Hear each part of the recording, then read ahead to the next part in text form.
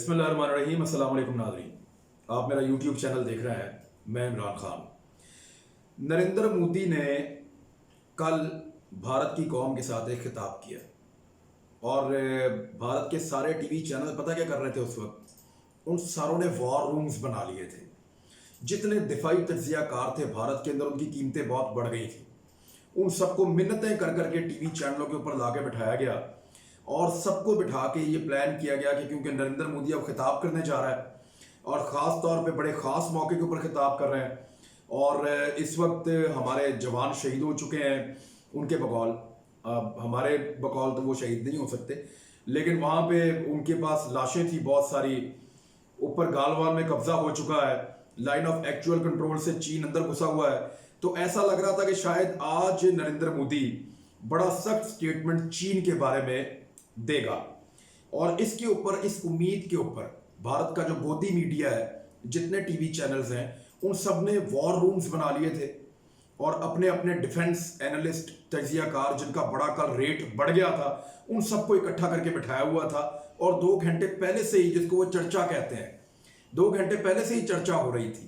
2 घंटे पहले से ही शोर शराबा हो रहा था कि पता नहीं नरेंद्र मोदी आएगा और क्या अनाउंसमेंट कर देगा और चीन की ऐसी तैसी फिर जाएगी और हम मिसाइल मारेंगे और चीन को ऐसे सबक सिखाया जा सकता है, वैसे सबक सिखाया जा सकता है। दिफाई तज्जियाकार कलाबे मिला रहे थे जमीन और आसमान के कि अगर इस तरफ से इंडियन फौजी जाएं तो चाइना को ये कर देंगे, इस तरफ से जाएं तो वो कर देंगे और नरेंद्र मोदी ये अनाउंसमेंट करेंगे अभी थोड़ी देर के बाद।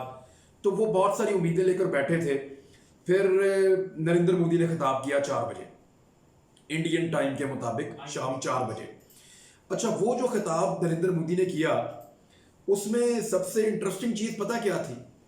वो ये थी कि लफ्ज चाइना, लफ्ज लद्दाख और लफ्ज इंडिया चाइना या लफ्ज फौज कुछ था ही नहीं बीच में। नरेंद्र मोदी ने ना बात की चाइना के ऊपर, ना बात की चाइना की फौज के ऊपर, ना बात की जो कुछ गालवान में हुआ उसके ऊपर, ना बात की अपने फौजियों के ऊपर, और एक 20 मिनट का भाषण दे के वो अपनी कौम को तो निकल गया। तो ये तो है भारत का खौफ कि उनको पता है वहां कुट पड़ी है ऊपर गालवान में। उसके बाद वो चाइना का नाम लेने से डर रहे हैं। यानी नरेंद्र मोदी अगर चाइना का, पाकिस्तान को और इंडिया का अगर आप मुवाजना करें तो इंडिया पाकिस्तान से उतना ही बड़ा है अपने दिफाई बजट में और अपनी फौज की स्ट्रेंथ में जितना चाइना इंडिया से बड़ा है। लेकिन पाकिस्तानी प्राइम मिनिस्टर ने हर फोरम पे खड़े होकर बड़े दबंग अंदाज में इंडिया को चैलेंज किया है, उनका नाम लिया है, उनको जवाब दिया है। तो इससे पता चलता है कि हमारे अंदर कितनी जुर्रत है और हम कितने हिम्मत वाले लोग हैं, हौसले वाले लोग हैं। लेकिन नरेंद्र मोदी ने तो भारत की नाक कटवा के रख दी है। उसने खिताब किया कौम से, पूरी कौम सुनना चाहती थी। टीवी चैनल्स अपने वो बनाकर बड़े बड़े वॉर रूम्स बैठे हुए थे और एक लफ्ज नहीं बोला। अच्छा, ये खौफ, अच्छा चले मार्जिन देते हैं मोदी को। अगर कोई ये कहता है कि मोदी वो बोलना नहीं चाह रहा था या कोई स्ट्रेटेजी है, तो मार्जिन देते हैं मोदी को, या भूल गया। लेकिन मैं आपको एक और चीज दिखाता हूं। भारत का एक लॉ एंड जस्टिस और कम्युनिकेशंस का और आईटी का मिनिस्टर है रविशंकर प्रसाद। ये जो रविशंकर प्रसाद है, इसने एक ट्वीट किया है। वो ट्वीट मैं आपको पढ़ के सुनाता हूं। For safety, security, defence, sovereignty and integrity of India and to protect data and privacy of people of India, the government has banned 59 mobile applications. जय हिंद। बस ना बताया कि किस मुल्क की एप्लीकेशन हम बंद कर रहे हैं। चाइना का नाम तक लेने से डरते हैं। और इसमें उन्होंने बिल्कुल नहीं कहा कि हमारे साथ गालवान में कुछ हुआ।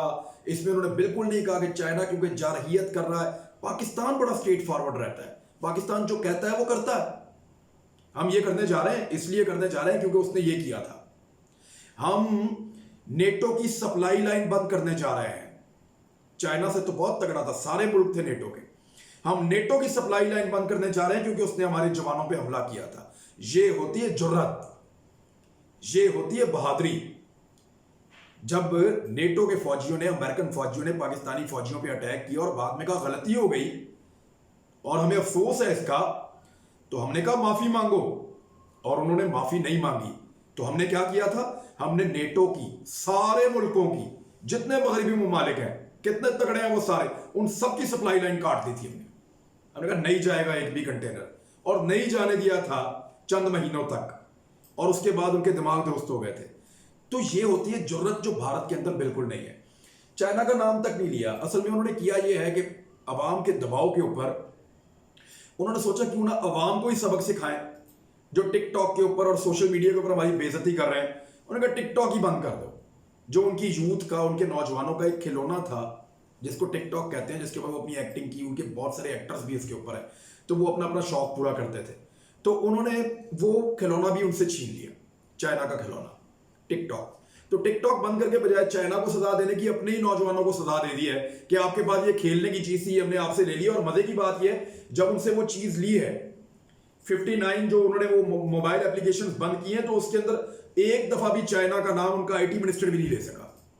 तो देखिए हमने बंद किया इसलिए कि सेफ्टी और सिक्योरिटी और डिफेंस और सॉवरेनिटी और इंटेग्रिटी ऑफ इंडिया, तो हम अपने डाटा की प्रोटेक्शन के लिए हम कुछ एप्लीकेशन बंद कर रहे हैं। ये भी नहीं बताया किस मुल्क की, नाम लेने से डरते हैं, ये तो इनकी औकात है। अब मैं आपके सामने कुछ खबरें रख लेता हूं। ये तो क्लियर हो गया ना कि नरेंद्र मोदी अब चाइना का नाम भी नहीं लेगा, ले भी नहीं सकता। ये भी क्लियर हो गया कि उसकी गवर्नमेंट बाय पॉलिसी ये कर रही है, उसके आईटी मिनिस्टर ने भी नाम नहीं लिया।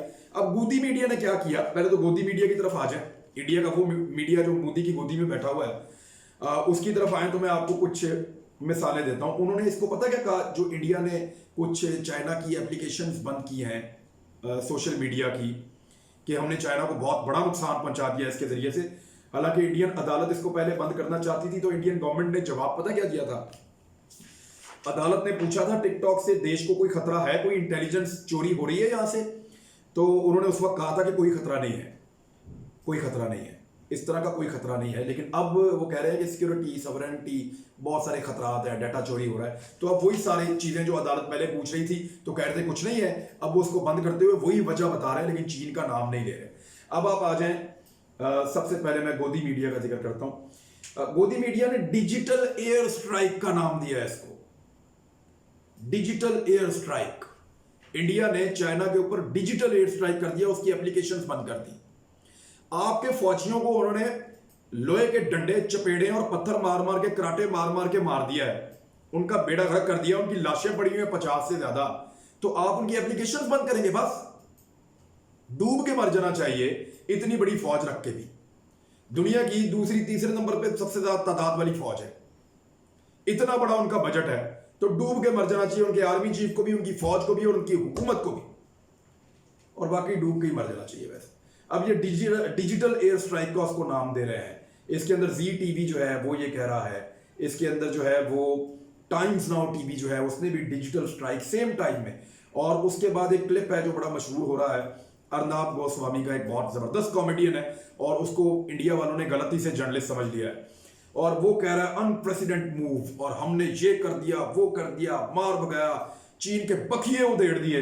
लेकिन किया क्या, सिर्फ मोबाइल एप्लीकेशन बंद किए, और उस पर भी इंडिया के जो बच्चे हैं वो नरेंद्र मोदी को गालियां दे रहे हैं, कल तक हम इससे खेल रहे थे, आज आपने हमसे खिलौना ही छीन लिया। और ये बच्चे जो हैं ये सिर्फ टिकटॉक चलाते ही नहीं है, बल्कि इनके घर चलते हैं। बहुत सारे गरीब ऐसे बच्चे हैं लाखों में जो टिकटॉक से अपनी वीडियोस बना बना के पैसे कमा रहे थे, तो उनसे वो पैसे कमाने का जरिया भी छीन लिया। मेरे ख्याल में इतना नुकसान चाइना का नहीं करेंगे, उनकी बहुत बड़ी इकोनॉमी है, जितना नुकसान ये अपना कर लेंगे।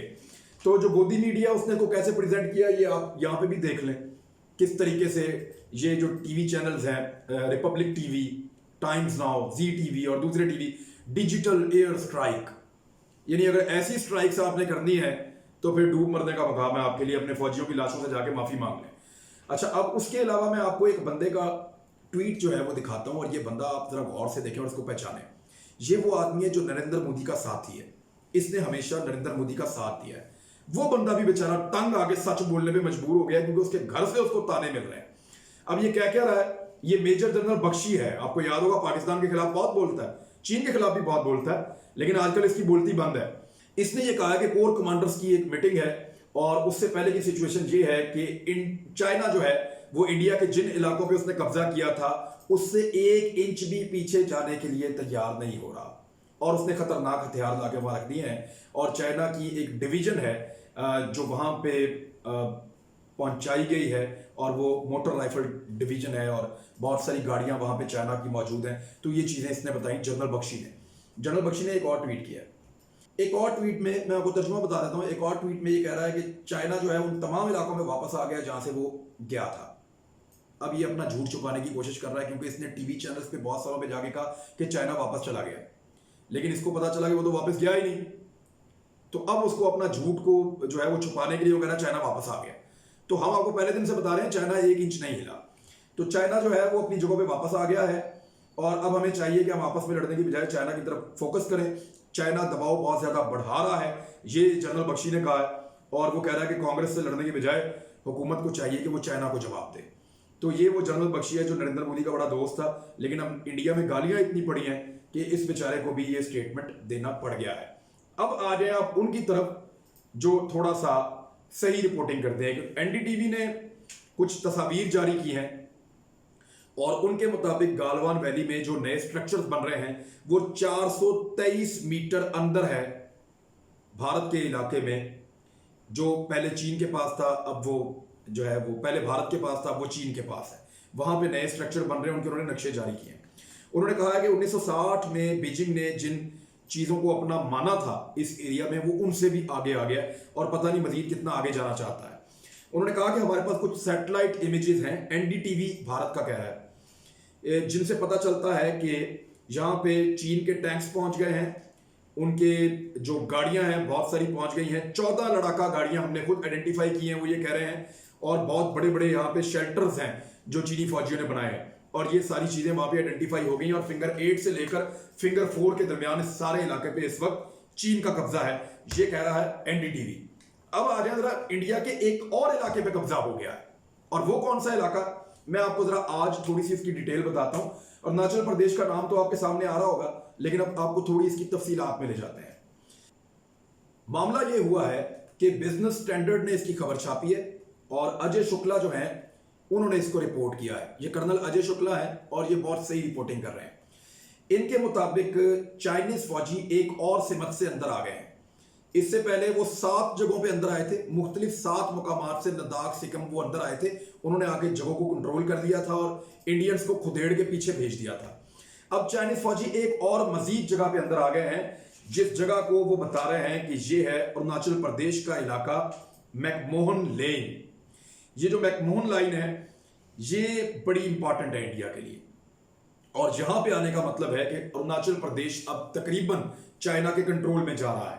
यहां के इलाकों के नाम जब मैं पढ़ रहा था तो मुझे लगा जैसे चाइनीज इलाके हैं, क्योंकि उन्हीं की जबान की तरह के नाम है। तो वो ऑब्वियसली चाइना कहता है ये इलाके हमारे हैं, वहां के लोगों के नाम, वहां के लोगों की शक्लें, वहां के इलाकों के नाम वो आज भी चाइनीज तर्ज के हैं।